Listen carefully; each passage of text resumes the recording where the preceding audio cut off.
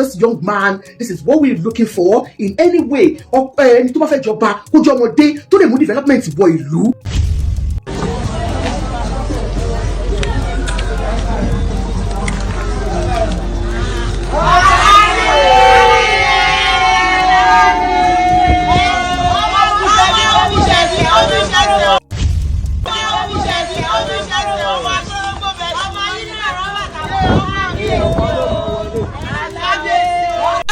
Yorùbá Parapọ̀ TV ẹ máa gbọ́ ẹ máa wò ó ẹ subscribe síbẹ̀ ẹ like ẹ bó bá ṣe ń lọ àwa ò ní jẹ́ kétí yín ó di sí o Yorùbá Parapọ̀ TV àgbàlẹ́tù ọmọdé làwọ́. A kí gbogbo ọmọ Ìjẹ̀bú-Òde kú oríire. Yorùbá bọ̀ wọ́n ní bó pẹ́ bá a bá ti ń dàbí bó pẹ́ títí obì á padà yàn náà ni. Bẹ́ẹ̀ gẹ́gẹ́ ló wí ọ̀hún rí pẹ̀lú ètò ìjọba Awùjalẹ̀ ti Ìjẹ̀bú-Òde. Àdúpẹ́ o, mo kí gbogbo ọmọ Ìjẹ̀bú-Òde pátápátá nítorí pé Olúwa ti yan ọba tuntun fún wa ní Ìjẹ̀bú-Òde. Èyí ò ní ta lè pè ní Awùjalẹ̀ tuntun. Bẹ́ẹ̀ bá gbàgbé bí oṣù kan sẹ́yìn òun náà ni K1 The Ultimate jáde tó ní ọmọ ìdílé Gbùsẹ̀gbùwà lòun nígbà náà lọ́hùn kó tó wá di pé gbogbo àwọn èèyàn dìde sí i pàápàá Balógun Èkó tó sọ wípé K1 The Ultimate kì í ṣe ọmọ ìdílé Fùsẹ̀ngbùwà o nítorí pé ìdílé Fìdígbọ̀tẹ̀ ló pera ìtẹ́lẹ̀ ó wá sọ àwọn ìtàn tó pọ̀ ṣùgbọ́n ní báyìí ó wá bá gbogbo ọmọ Ìjẹ̀bú-Òde yọ nítorí pé ẹni tó sùn wọn ẹ̀kúnjù tí Ifá yàn án lẹ̀ tí wọ́n sì fi orúkọ ẹ̀ sọwọ́ sí gómìnà nínú èyí tán lù lóǹtẹ̀ ó náà ni ọmọọba Abímbọ́lá Ọ̀nàbánjọ òun náà lẹ́rí nínú fúnra tí mo fi hàn wá ṣáájú èyí tí wọ́n ń kíkó oríire tí wọ́n ń pè lọ́mọọba òun náà lòṣùwọ̀n rẹ̀ kúnjù tí wọ́n sì yàn tí Ifá sì mú gẹ́gẹ́ bí Awùjalẹ̀ ti Ìjẹ̀bú-Òde tọ̀ nínú fúnra tí wọ́n fi hàn wá yìí ó láti máa gbọ́ ohun tí tímílẹ̀ yìí ti sọ nípa ẹ̀ àti ohun tí màmá wa Madam Àjọkẹ́ náà sọ nípa kinní ọ̀hún ẹ máa gbọ́n tá à ń pè ní profile ìyẹn ni gbogbo tí ẹni ọ̀hún jẹ́ ẹni tí Ifá yàn tí wọ́n sì lù lóǹtẹ̀ tá à ń kíkó oríire gẹ́gẹ́ bí Awùjalẹ̀ tí wọ́n mú nílẹ̀ Ìjẹ̀bú bẹ́ẹ̀ bá gbàgbé mo sọ fún aṣáájú pé bí kinní ọ̀hún bá ṣe ń balẹ̀ òun náà ní máa fi hàn yín ìyẹn ní ìkànnì yìí ní Yorùbá Parapọ̀ TV bá jẹ́ gbà àkọ́kọ́ lẹ́yìn ń wò wá láti máa rí wa wò àti láti máa rí wa gbọ́ abẹ́ tí olólùfẹ́ wa tẹ́lẹ̀ rí ṣùgbọ́n ẹ ò tí ì tẹ subscribe button síbẹ̀ ẹ bá wa tẹ̀ ẹ́ sójú ẹ̀ ẹ wá má gbàgbé o lẹ́gbẹ̀ẹ́ rẹ̀ ẹ rí aago pélébé kan bẹ̀ ẹ bá wa tẹ̀ ẹ́ síbẹ̀ èyí tí ó máa ta yín lólobó nígbàkúùgbà tá a bá ti wà lórí ètò má gbàgbé o ní ìkànnì yìí bó bá ṣe ń jábọ́ bí àpò yèrè àwa ò ní jẹ́ kí tí yín ó di sí o ẹ kú oríire gbogbo ọmọ Ìjẹ̀bú-Òde gbogbo ọmọ Yorùbá ní tilé tókò ẹni tí fámú báyìí tí wọ́n sì fi di Awùjalẹ̀ láìpẹ́ yìí ó náà ni ọmọọba Abímbọ́lá Ọ̀nàbánjọ tí àwọn èèyàn ń ṣàjọyọ̀ rẹ̀ láìpẹ́ yìí ẹ tó gbọ́ kinní ọ̀hún àwọn ò ní jẹ́ kí tí yín ó díjú ẹ̀já ṣí àyètò ọ̀hún ẹ̀jẹ̀ gbogbo ọmọ Yorùbá mọ̀ gbogbo gúrùpù pátápátá ẹ̀jẹ̀ mọ̀ bí kinní ọ̀hún ṣe ń lọ sí ẹ̀jẹ̀ máa bẹ́tò ọ̀hún bọ̀ ẹ̀ ń gbàgbé o láti tẹ subscribe button síbẹ̀ àtàgò tí ń bẹ lẹ́gbẹ̀ẹ́ ẹ̀jẹ̀ máa bẹ́tò ọ̀hún bọ̀. This young man, this is what we're looking for in any way. Ẹni tó bá fẹ́ jọba kó jọ ọmọdé tó lè mú development wọ ìlú. Ìgbà tí mo rí update yẹn mo ní mo gbọ́dọ̀ ètè wá sọ fáwọn èèyàn mi lé o kán tètè mọ bó ṣe ń lọ o adúpẹ́ lọ́wọ́ Ọlọ́run wo ládùúgbò gbogbo gbàgbó tó ti ń ṣẹlẹ̀ lórí social media ọ̀rọ̀ K1 The Ultimate pé ó fẹ́ ja Awùjalẹ̀ Ìjẹ̀bú ẹ wo ọ̀rọ̀ yẹn long gbà yẹn bí ẹ wo aṣáàdúpẹ́ lọ́wọ́ Ọlọ́run nísìn wọ́n ti yan ọba Awùjalẹ̀ ti ilẹ̀ Ìjẹ̀bú tuntun o bẹ́ẹ̀ ni fẹ́ ojú wọn lẹ̀ ń wò orúkọ wọn ni ọmọọba Abímbọ́lá Ọ̀nàbánjọ ẹ wo inú mi dùn ayọ̀ mi kún gbà tí mo gbọ́ pé Olúwa máa ṣe òun gbogbo gbàgbó tó ń ṣẹlẹ̀ lórí social media yìí ó ṣe máa dínkù táwọn èèyàn kan máa tọbẹnu àtẹ́lù kẹ Wàsíù Àyìndé kí ló dé ẹja calm down kan máa sọ̀rọ̀ àwọn èèyàn ẹni aṣáàṣe ìwà dúpẹ́ lọ́wọ́ Ọlọ́run báyìí nísìn wọ́n ti yan ẹni ọmọọba Abímbọ́lá Ọ̀nàbánjọ ẹni yìí ò dẹ́ ṣèyàn kékeré náà láwùjọ òun náà ti ṣiṣẹ́ ribiribi project tó pọ̀ lọ́pọ̀lọpọ̀ tó ti ṣe nínú àwọn project tán ṣe òun náà lẹ́ ń wò lójú móhùnmáwòrán yẹn wọ́n ní pé wọ́n floor àwọn títì kan wọ́n dẹ̀ ní recognition pé wọ́n fẹ́ recognize wọn pé iṣẹ́ tán ṣe wọ́n dẹ̀ porúkọ street yẹn òun ní orúkọ wọn Abímbọ́lá Ọ̀nàbánjọ street so ẹni yìí ṣèyàn kékeré nílẹ̀ Ìjẹ̀bú in fact ọgbọ́n yẹn ṣe sọ gan kékeré Ìjẹ̀bú gan mighty ni so a lè sọ wípé wọ́n kéré ó tún wá jọ ọmọ ọba kí lẹ̀ ń sọ yìí That man is fresh, man. You know, woju baba. The man is very fresh. Well, thank God, sha. Mo ní pé kí n wá fi tó ẹ̀yin èèyàn mi nílé pé ẹ wo. Adúpẹ́ lọ́wọ́ Ọlọ́run ohun tá ń retí ó ti délẹ̀ tán. Ọba Awujale Tuntun wọ́n ti wà nílẹ̀. Wọ́n dẹ̀ ti dé gan táwọn èèyàn ti ń kọrin fún wọn gan tí ń ṣe kinní. Àti mọ̀ ìgbà tí rights máa bẹ̀rẹ̀ àti mọ̀ ìgbà tí wọ́n máa bẹ̀rẹ̀ gbogbo àwọn in fact ó ẹ̀ṣẹ̀ jáde ní ọwọ́ bíi dèrè lálẹ́ àná ó ní gbogbo kinní ń jáde kò ṣe tí mọ̀ tàn káàkiri àwọn kan gan ṣe tún tí believe pé yóò tọ́ ni àbí yóò tọ́ ni o lẹ́yìn náà ti rí yẹn wọ́n ti ń kí wọn gan láàárọ̀ yìí wípé ọba kinní kan so kò sí àní-àní lórí ọ̀rọ̀ yìí. The fact has been brought to light now pé ẹni tí ó máa jẹ ọba Awujale tuntun ní ìsìn òní ọmọọba Abímbọ́lá Ọ̀nàbánjọ ẹ sọ fónílé ẹ sọ fàlejò àti ní ọba Awujale tuntun. He's so young. Who was impossible because he banking and finance. I do what I have to. Anyway, he is a 2007 graduate of banking and finance from Lagos State University, LASU, and has undergone several graduate business executive training at prestigious institutions, including Harvard Business School, Columbia Business School, and the Wharton School, University of Pennsylvania. Dobaton, understand? Okay, Mobile, when he meets Prince Abímbọ́lá Ọ̀nàbánjọ of Ijebu land. Ọ̀nàbánjọ hails from the royal family of Fuseguwa in Ijebu-Ode. He is a 2007 graduate of banking and finance from Lagos State University. Wow, he's from LASU. Ayé mi ò ká o. Ayé mi. Ọmọ LASU ni mí. Alumni yìí ni wá. Ibi tá a máa sí ilẹ̀ dáadáa nìyẹn. Ọba Elégùṣì, ọmọ LASU ni. Èmi ọmọ LASU ni mí. Ọba tó tún fẹ́ jẹyẹ ọmọ LASU ni. A máa kólàbò. Yálà ìyá anybody. Mo tún ní advantage kan nìyẹn. Màá ní X last white lèmi náà. X last white lèmi náà. For banking and finance from Lagos State University, we have, I don't know if there's banking and finance now, but we didn't have banking and finance. I don't know. Rachel, you're still on. Rachel, are you there? Was there banking and finance in LASU? Anyway, 2007. Okay. Abímbọ́lá Dam. Thank you, ma. From being a princess. Kanya yìí ló jẹ ọba yẹn mi bá jẹ princess òun lèmi ṣe ń polówó aṣọ nígbà yẹn ọlọ́run mi tí lọ jẹ gbèsè aṣọ lọ́dọ̀ Jùmọ̀kẹ́ tó ń taṣọ princess ni bá jẹ nísìnyí mo wá upgrade máa di queen ó dẹ̀ máa change òun ẹ má wọrí mi ni máa pariwo bíi tọ́ọ̀gì ọmọ ìsàlẹ̀ kó mọ́ máa touche ẹ má wọrí tí bá ti di ìyàwó ọba àpé ọmọ LASU ni bó tiẹ̀ jẹ́ ọmọ LASU Abímbọ́lá orí oyè lórí ẹ o ti mọ èmi gan ti mọ látọ̀run wá mo ti mọ ìyàwó ẹ ló ń kọrin o mo ti mọ mo mà ti mọ látọ̀run wá mo ti mọ incoming queen of Awujale bẹ́ẹ̀ ni ó ti rí bẹ́ẹ̀ ẹ má wọrí màá mọ̀ kọ́tà máa ṣe fún pọ́pì tó wà ní ilé ta ló dé àníjẹ́ bàbá mi mute ẹ bá ti dé okay ó yá popularly known as Prince Abímbọ́lá among friends in Ijebu and Lagos, he is a young businessman with close to 20 years of experience.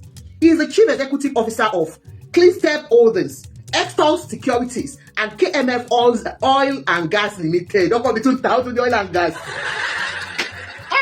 No, I don't think you got your padà. Èyí tí bàbá mi Àyìndé tó ní àrùn sí mi tí wọ́n fún mi lówó kí n máa lọ ṣe shopping ní Harrods. Eléyìí máa fún mi lówó máa lọ ṣe shopping Harrods. Ẹ má wọrí máa fún gbogbo yín lówó online ní èmi ìyàwó ọba. Dóòmì ni máa ṣe show mọ́ o. Màá kọ́ máa wá ní. Màá ní ẹyin tẹ̀lé lọ lẹ́fẹ̀ẹ́ máa kọ́ jáwó fún yín ni. As ìyàwó ọba tó ti yẹ queen. Oil and gas wọ́n sọ bẹ́ẹ̀ wọ́n ní nígbà tá a tẹ̀ yín jà pé kí dájú mi jẹ ọba yẹn wọ́n ní tabara àwọn young billionaires tó jẹ́ ọmọ Ìjẹ̀bú tó dẹ̀ kàwé tó dẹ̀ ọ̀nà kan yẹn wọ́n ní tabara wí honestly that was what people were saying wọ́n ní Ìjẹ̀bú people wípé gbogbo àwọn tó ń jáde tá a tẹ̀ wọ́n ní young billionaires that are well read wọ́n náà wà ní Ìjẹ̀bú mo ní irọ́ ni ìyẹn àwọn afikún òmù gàrí mi ò believe honestly ẹ kàwé Ìjẹ̀bú o ọwọ́ ọmọ èkó àbíká máa fọ́ gòkè àbíká máa pè tọ́bí bí sóyè. The young prince had also in the past supported the rehabilitation of road projects in Ijebu, including the Balogun Court Olúṣàgbọ́lá Avenue, abẹ́ni dáàdì mi nìyẹn ó tún bá wọn tẹ́ ọ̀nà yẹn ó try bó ti bá dáàdì mi tẹ́ ọ̀nà máa fẹ́ ó lè má jọba. Okay, Abusalawu Street and section of Oshipiton Road, and there are many community projects like this done from time to time.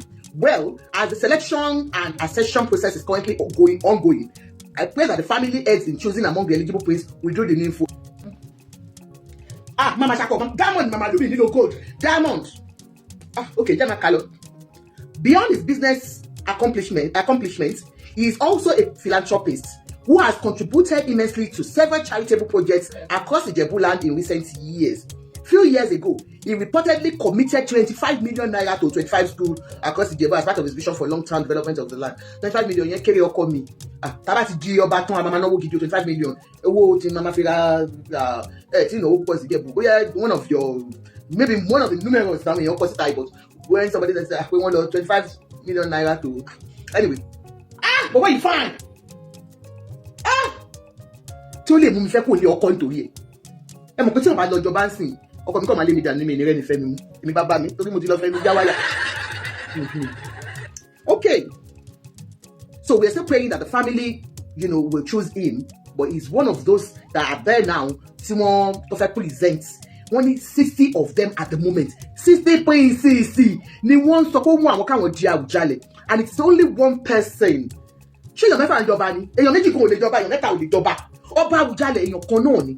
Ó ti yé yín. So one of them will be, and I think this is one of those that people were looking at. Pé ó yí kéré, ó dẹ̀ ṣe dáadáa fún ìlú. Ṣé you understand? Oh, he's cute, honestly. So ó dẹ̀ ṣe dáadáa fún ìlú. And apart from look pé, he's well read. Apart from that, he's been doing very well for the community. Like I've always said it to most of you. Ẹlòmíì ló ń kọ́lé sí ìlú nítorí nǹkan tó fẹ́ ṣe ń bẹ̀ ni. A lọ kọ́lé ńlá sí ìlú ẹ̀ tó lọ́wọ́ mo sì mọ̀ pé lọ́la àwọn fẹ́ jọba, àwọn fẹ́ ṣe position kan politically. A wá lọ síbi àmà lọ ṣe kan kékèké. Ẹlòmíì, naturally they are not charitable in hearts. Honestly, this is one of those things that we have to learn from. What are you doing to your community as, a rich person? Whichever way, as a wealthy person. Bọ́lá ṣe kẹ́ ẹ sí ṣó kó ń padà lọ nílọ ṣe fún ìlú ẹ̀. Ó ti yé yín. Anyway, a few weeks ago, I wrote about another prince, Dr. Adekunle Azan. That's the one taking it. So a 75-year-old doctor. That is the one. See, Balogun Eko sọ pé kò jẹ́ kán jẹ ọba torí àbúrò wọn ti jọba ń bì kan àti pé wọn kì í ṣọmọ ìlú ìbẹ̀yẹ gbọ̀ngàn. So I don't know nǹkan tó story yẹn. Many reactions suggested that the people will prefer the next Awujale to be a young man rather than an elderly man. Whatever the reason may be, I hope this charming prince Abimbola satisfies that wish. This charming prince Abimbola, your queen to be, saying I wish you all the best. Oh, my shoe.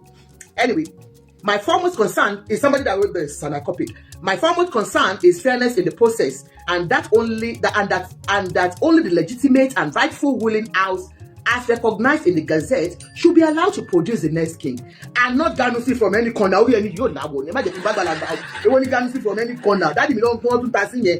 What the heck? Somebody feel there for you. I get to people there for you to get my dad. No longer Awujale. Where the 2 in Tassi go down. I did that here. Thank you so much, Mr. Makanaki. That's why I let that here. I did that here. If you don't let that here, someone you don't come first over. When to come over about contribution, be a shana. You can marry that and feel everybody will. Okay, don't move my fair to show. Okay, now let me go on. And you're more delay for whatever you can go. When you're choose well. You can come up now and guys, you can speak, but there's something else that I saw. Like you see that we have started posting him as the next Awujale. Definitely, we saw this and we feel like he's looking good. He looks good. He's got nice profile. Let's push him out there. But then, like I said, I am not for anybody. We play that because I'm not from Ijebu and Darakolama you're from Ijebu. Wumi said they are too political. Not the only the young obas, gbogbo wọn pátápátá ló wà political. Kò sí ọba tó ń jẹ nílẹ̀ Nàìjíríà sí nílẹ̀ especially Yoruba. See on the political undertone, forget it, my dear sister. You know the truth now. Ṣọba ṣe àwọn náà ní kìíní lọ́wọ́. This is how we properly protect our heritage for posterity. As a people, we must learn to wait for our turn. I think this person is just trying to attack Ayinde. I don't know why. Anyway, I also hope that whoever emerges as the next Awujale will be blessed with wisdom, knowledge, and deep understanding of the sacred role of a traditional ruler in Yoruba land, and one who will see who will be seen as a father to all without prejudice to social class, religion, or age, and one who will rule with wisdom and peace and bring meaningful development to the land through the support of sons and daughters of Ijebu, as well through strong network in society. Yes, I agree with this writer to some extent. We all want somebody, like I said, anybody, whoever becomes the Awujale of Ijebu land should come from the royal family.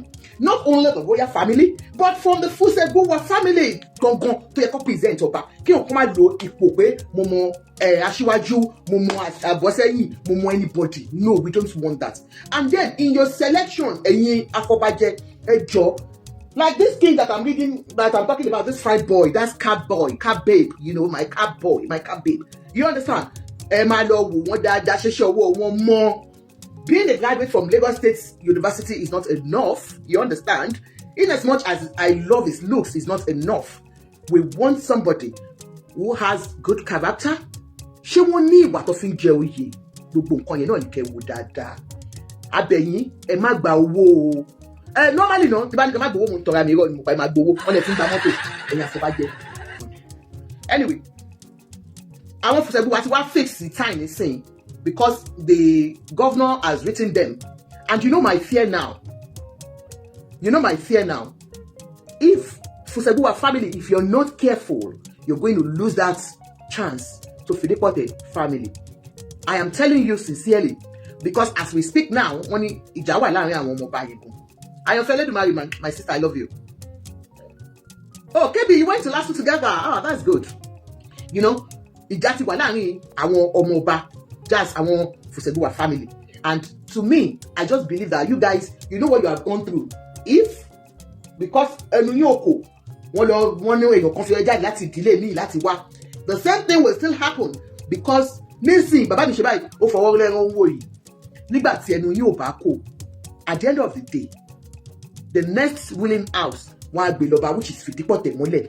Tí ẹ bá tètè mọ ọmọ oyè, tẹ́ ẹ bá present ọmọ oyè, tẹ́nu yóò bá kò tẹ́ bá ń jà, wọ́n máa gbé kúrò lọ́dọ̀ yín. Thank you so much, àyànfẹ́. Wọ́n á gbé kúrò lọ́dọ̀ yín, wọ́n á gbé lọ sí ọ̀dọ̀ àwọn Ijebu-Ode mọ́lẹ̀.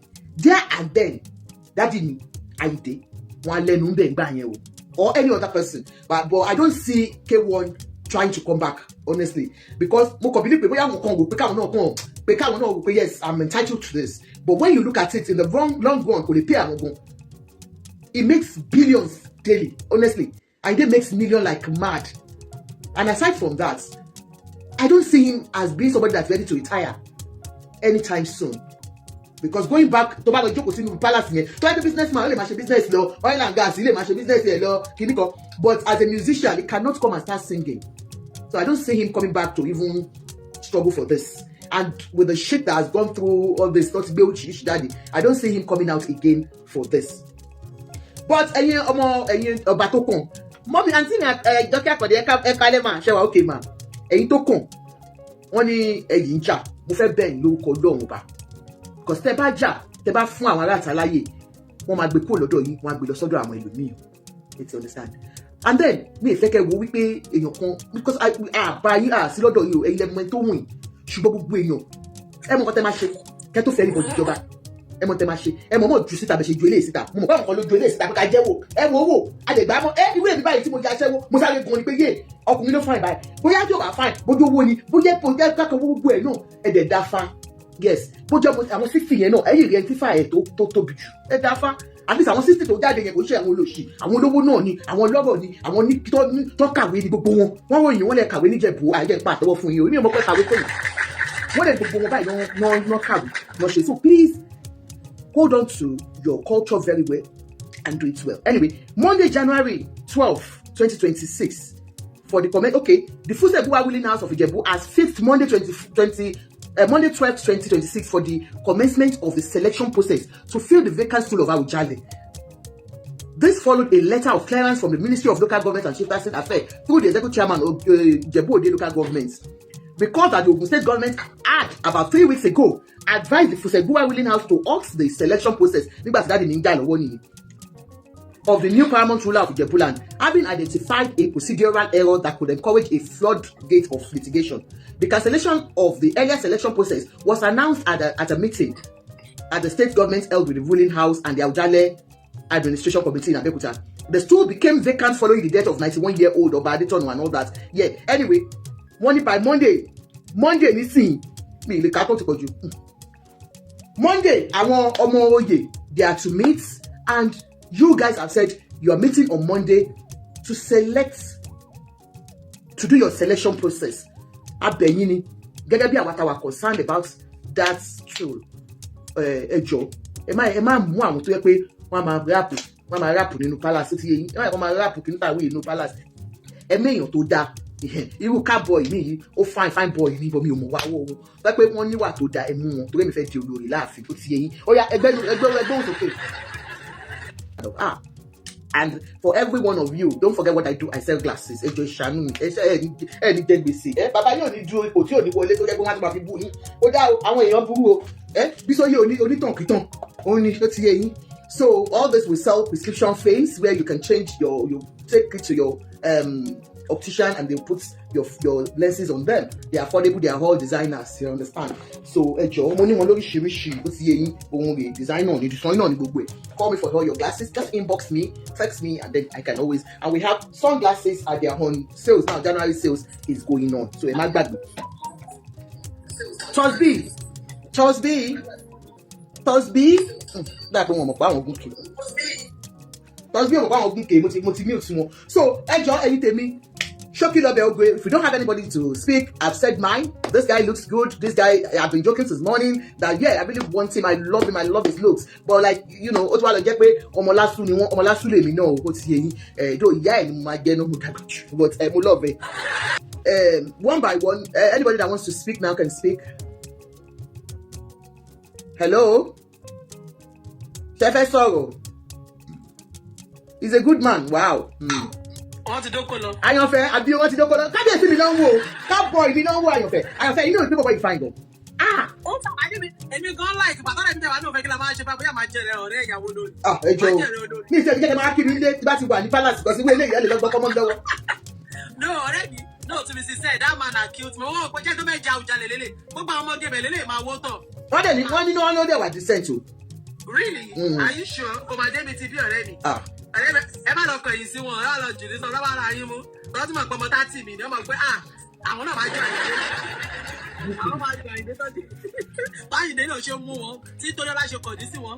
Tọ́lẹ̀ mi ló bá lọ. Ọmọ àlè ní Tóyọ́lá, ó lọ jẹ́ kókó Àyìndé máa le. Ọmọ àlè. Unity the left track, unity the right track. Ẹ jẹ́ tó bá fẹ́ sọ̀rọ̀ ẹ sọ̀rọ̀. Mi ò pẹ́ níbo ti fẹ́ sọ̀rọ̀ lálẹ́ yìí. Ẹ ti rí. Wọ́n tún náà ọ̀rẹ́ ṣé ẹni ok sọ̀rọ̀ ẹ kú ètò ìyá mi ẹ kálẹ̀ mà. Ó yẹ sọ̀rọ̀. Yes ma, ṣé wà okay. Well done ma. Èmi kàn wò pé bẹ́ẹ̀ ni ma, ẹ ṣe ma. Èmi kàn wò pé nsìn bẹ́ẹ̀ ṣe sọ pé they should not just look at the look, but they should look at what to be profitable to the Ijebus at large and also integrity of those afobajes. Because nǹkan tó bá ti mú nsìn ló máa determine nǹkan tí ó máa ṣẹlẹ̀ lọ́la ní the reigning time of the king tó bá select. Ẹ mọ̀ pé they have a lot to do now. And a lot tó ní láti ṣe yẹn ni pé ọkàn jẹ́ kí ifá sọ̀rọ̀ kọ́ má jẹ́ kí owó àbí selfishness tí wọn kó sọ̀rọ̀.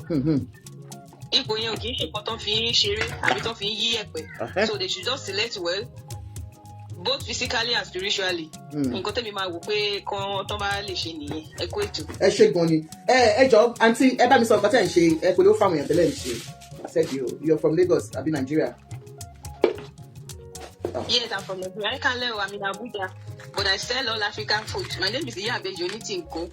I sell all African foods, which is goat meat, ram meat, cow, all African foods, vegetable, all dry ones, edible that you want, and those are well prepared hygienically. And tinko yemi from minimum then she. Whether you want cow tinko, you want ram, you want goat meat, well dried, and I deliver to anywhere you are. In UK, diaspora I deliver to anywhere. UK does the delivery one. Could they say package there? So will deliver it to your doorstep in UK, and we are scam free zone.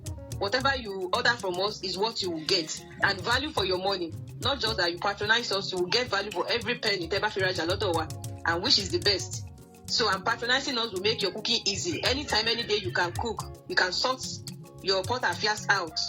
I say go Abuja ni location me, but I deliver to anywhere. Thank you so much. So please help me to follow her.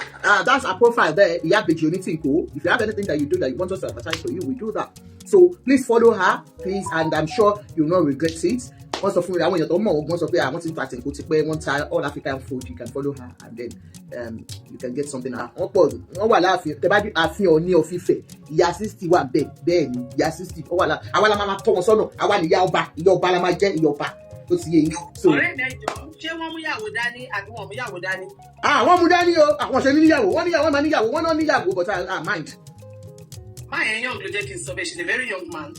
Ọmọ tó ṣe tán ní 2007 ló ṣe university ọmọdé ni kò mátà. He went to last 2007. Only department. Only banking and finance. Kí lorúkọ ní tán? His name is Onabanjo Abimbola. Mi ìjẹ̀ wá mọ̀. Ẹjọ́ lọ kíláàsì mi. Báńkì èmi náà ṣe. Ẹni bí ọ̀rẹ́ mi bí rẹ̀ mo ní kò sí nǹkan tó ń jẹ́ báńkì pápá táwọn wà ní school kò sí báńkì ńbẹ̀. No, banking and finance wà ní LASU. Tó bá yẹ tọ̀jọ́ o. Banking and finance wà ní FMS ó wà. Ìgbà táwa ṣe tán lọ́sẹ̀ máa dá gbogbo yẹn lẹ̀ kò sí ìgbà táwa LASU. Ìgbà tẹ́mi wọlé 99 so mo ṣe diploma so mo wá move sí full time so ó yẹ ká wọlé ní 2000 wá má jí wa mọ́mọ́ 2001 then 2000 àti ṣáná bẹ̀rẹ̀ lecture so. He's 45 years old. Wow, he's so young. Man.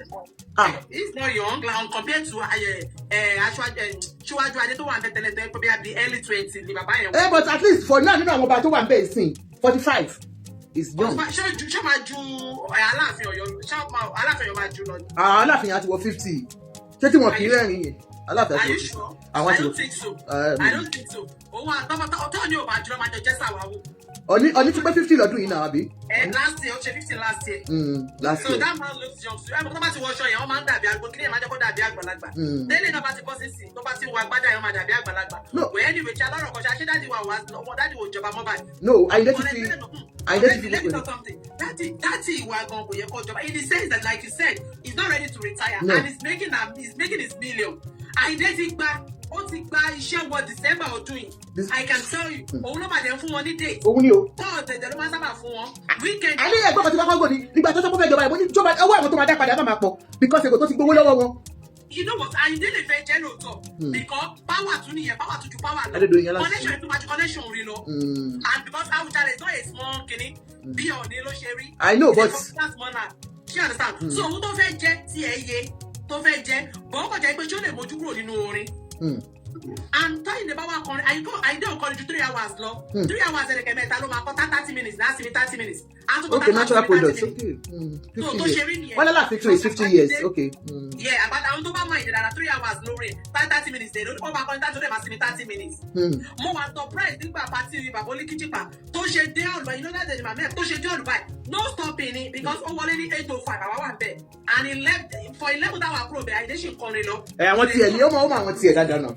That's just it. So well, ọlọ́ tó bá gbélé náà lọ́wọ́ mú ifá bá mú ọlọ́wọ́ á ràn lọ́wọ́ á jẹ́ ayé tó bá máa túlù yẹn ṣe tí òun ṣe tẹ́ pé ó máa débẹ̀ ìjà ló máa wá lọ́jà á máa claim right ẹ̀ bí àwọn tí mi lè dárúkọ. Àwọn òtún nìyẹn àwọn ló ń claim right ẹ̀ àwọn òtún nìyẹn. Àwọn tọ̀yọ́ náà Ọ̀yọ́ tó ń bá wọn níjà tọ́jọ́ ń claim. Mo tẹ̀ máa gbé nǹkan kan wá bóyá lọ́la lágbára ọlọ́ọ̀tì bá ráyè mo fẹ́ ṣe ṣó lórí ọ̀rọ̀ àwọn. Abala ní Yorùbá àwọn làwọn ní Yorùbá kí ní dẹ̀ ti clarify Wọlé Ṣóyínká olú ọ̀rọ̀ anìkàkà tọ́jọ́ ń jà sí Ọọ̀ni ti fi yànjọ́ ọ̀rọ̀ anìkàkà tó náà tó wá fi Ṣèyí jẹ ọ̀rọ̀ anìkàkà you know that kind of. No Ọọ̀ni òfin Ààrẹ Ọ̀nà Kakanfò ti wà tẹ́lẹ̀ wọ́n ti fi jẹ láti Ọ̀yọ́ òun fi ìyẹn kí ló kọ kábíyèsí Aláàfin of Ọ̀yọ́ ó fi èèyàn jẹ kí ló tó fi ọmọ Tinubu jẹ tí kìíní fi jẹ. Ààrẹ Ọ̀nà náà ló fi jẹ. Ààrẹ kọ́ ẹ má dà gbogbo ẹ̀rú jáde olú ọmọ àbí ọ̀kanlọ́mọ ló lọ fi jẹ meanwhile ọ̀kanlọ́mọ ti wà tẹ́lẹ̀. They were still, there's still controversy ní àárín wọn náà. Bẹ́ẹ̀ni. Because wọ́n ṣì ń fight pé àwọn làwọn ni bíbá ni Yorùbá ti ṣe wá, òun ni Yorùbá ti ṣe wá, ṣé understand? So ó má jẹ́ pé ìtẹ́lẹ̀ náà máa dé tóun náà tó bá di pé ọmọ àwọn múra wọn wọ́n máa bọ̀ lápá mi tọ̀hún máa bọ̀ lápá mi. You know he said something when Baba ṣe 90th birthday this man Ezinti he said he doesn't know that man very well but he just bóyá gbà tóun torí oyè. He said it on his but when they gave him so bóyá torí yẹn náà I don't know that master Gavula ló fi wá mú ọmọ Tinubu ní kókó náà wá jẹ ọ̀kanlọ́mọ ilẹ̀ Yorùbá. You know all this nǹkan tó ti wà nílẹ̀. Ṣé ní láàrin àwọn méjèèjì yẹn Ọlọ́run kan lọ́lẹ̀. Àwọn bàbá wa kò sí pé ibùdó tó bá ń jà lóyún ká never know ẹ̀ níbi níta because social media yìí ó ti jẹ́ kí ó ti expose àwọn èèyàn sí a lot of things. eléyà wá sórí tálẹ̀ a máa bú ọba igbá ọba máa bú ọba so oníkálùkù wá ní fans. gbogbo nǹkan tẹ́gbẹ́ a lè ṣe láyé àtijọ́ kọ́ máa sọ̀rọ̀ sáwọn ọba anyhow so people are coming on social media and I'm fans of this and fans of that máa bú so ìwọ́n tó bá bàbá sọ fáwọn ni pé kọ́jọ torí Ọlọ́run tó bá débẹ̀ kọ́ wá túbẹ̀ ṣe ni. wílé sí wọn sí. kọ́ wá di wípé àwọn náà wá pọ̀ sẹ́yìn kan tó máa jọ bẹ́yàn kọjá kò yẹ kó níbẹ̀ because Yorùbá ní gbogbo wọn àwọn làwa ń wò lójú kọ́jọ kọ́ má jẹ́ kílẹ̀ Yorùbá bàjẹ́ nǹkan tẹ̀mí ní fọ́bọ́n tó bá ń wáyàwó ìlú wà abẹ́lẹ́bù o. gbogbo àwọn arúgbó ta tiẹ̀ wá bọ́ ọmọlọ́mọ yìí ọlọ́mọ ìkàbá yé ẹwọ yìí jẹ́ ẹni tí ó ti délẹ̀ ẹgbẹ́ fòfò bá yí ẹ̀jẹ̀ gbogbo àwọn arúgbó ta bá lọ ṣó kìíní ó ti ẹ̀dá Ọlọ́run tójú ò bá ti wáyé ká má bára wa sọ̀rọ̀. but then ẹ jẹ́ ká ìmọ̀ràn mi kan ní fún ọba Awujale tuntun kán gbìyànjú láti follow right kán gbìyànjú láti follow nǹkan tó bá yẹ kán follow Ọlọ́run ní jẹ́ kí ewu kankan kó wu anybody láṣẹ Èdùmàrè nítorí ẹ mọ̀ pé àwọn prophecy ti jáde oríṣiríṣi àwọn èèyàn ló ti sọ̀rọ̀ oríṣiríṣi àwọn ọmọ ọba Ìjẹ̀bú àtàrà àwọn ará Ìjẹ̀bú àwọn aláwo Ìjẹ̀bú àwọn náà ti sọ̀rọ̀ wọ́n ti sọ̀rọ̀ ìkìlọ̀ nǹkan tó yẹ kán ṣe nígbà tán bá dé orí àpèrè ìmọ̀ràn mi kan ní fún ọba tuntun yìí pé kán jọ kí wọ́n tẹ̀lé àwọn ìmọ̀ràn yẹn kán tẹ̀lé ìmọ̀ràn yẹn ẹ mọ̀ oríṣiríṣi prophet Ṣẹ́gun Adébáyọ̀ wọ́n sọ àwọn ọ̀rọ̀ kan kì í ṣe àwọn nìkan o Marcus náà baba Marcus ti bẹ̀ tán àwọn aláwo kan náà sọ̀rọ̀ tí mo sọ pé gbogbo wa náà ti máa rí àwọn fọ́nrán tó tàn káàkiri ayélujára nígbà wọn gbogbo ẹ̀ náà ni but then a kú oríire Ọlọ́run ṣeun àṣà àti ní Awujale tuntun báyìí lórí gbogbo awuyewuye tó jáde tí àwọn èèyàn kàn pariwo káàkiri gbàsgbò tán fúnra wọn jẹ ó ṣe tó bàbá wa sí Àyìndé tán kàn ṣe ń fún wọn jẹ left and right ẹ wo ìgbà yìí yóò tù wá lára láṣẹ Èdùmàrè. kó wá ní jù báyìí lọ táàrí labalábí tá a wà yìí a ó tún jọ pàdé lọ́jọ́ míì ọjọ́ rẹ ni o búburú kan ò ní ṣe yín kò ní ṣe wá bó bá jẹ́ gbà àkọ́kọ́ lẹ́yìn wò wá báwa tẹ subscribe button síbẹ̀ o bóyá ti wájú olólùfẹ́ wa tẹ́lẹ̀ ṣùgbọ́n a ò tí ì tẹ́ síbẹ̀ báwa tẹ̀ sójú ẹ̀ à ń bẹ̀ yín ni o ẹ̀jẹ̀ bá yín dọ̀rẹ́ kẹ́yìn náà ó sì bá wa dọ̀rẹ́ ẹ má gbàgbé láti jago pélébé tí ń bẹ lẹ́gbẹ̀ẹ́ èyí tí ó máa rán yín létí nígbàkúùgbà tá a bá ti wà lórí ètò ẹ̀já ṣíà ètò ọ̀hún ẹ̀já pín kálẹ̀ a ó tún jọ pàdé o lọ́jọ́ míì ọjọ́ rẹ ni búburú kan ò ní ṣe yín kò ní ṣe wá ire o ire kàbìtì. Yorùbá Parapọ̀ TV ẹ máa gbọ́ ẹ máa wò ó ẹ subscribe síbẹ̀ ẹ láìkí ẹ̀ bó bá ṣe ń lọ àwa ò ní jẹ́ kétí yín ó di sí o Yorùbá Parapọ̀ TV àgbẹ̀lẹ́tù ọmọdé làwọ̀.